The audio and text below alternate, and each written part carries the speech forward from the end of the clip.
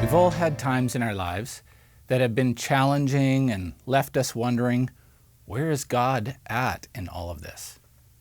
Maybe we've even felt abandoned or forgotten.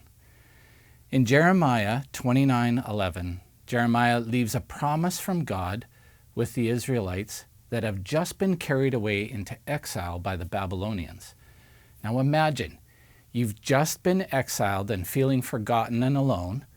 Life isn't comfortable, and you're being forced to submit to others, and then God remembers you and uses a prophet to give you this promise. For I know the plans I have for you, declares the Lord.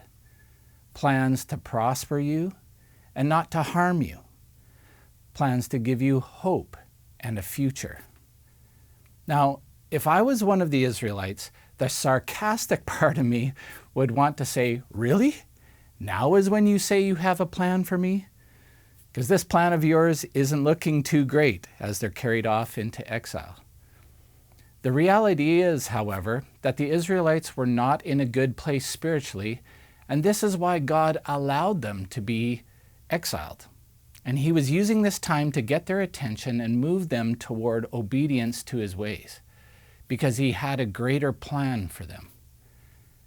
Out of God's grace and care, he used Jeremiah to give them a message that he hadn't forgotten them, that he loved them, and he was going to give them a future beyond exile. I don't always enjoy not knowing what the plan of my life is. In fact, I find it unsettling and uncomfortable at times. But the reality is, life isn't predictable. Relationships aren't predictable. Finances aren't predictable. And health isn't predictable.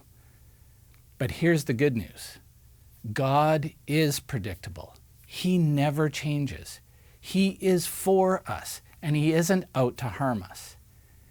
Even though our life circumstances may be in turmoil and things have happened that upset us and upset our expectations, God hasn't forgotten us.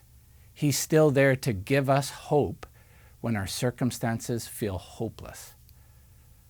Our life circumstances will always flex, but we're to put our hope in the person of Jesus, who never changes. And I pray that today you'll experience his special care and peace in whatever circumstance you face.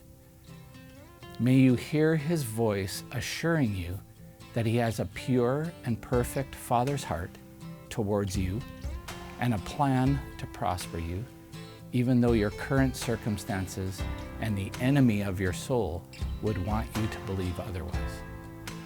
God bless you today.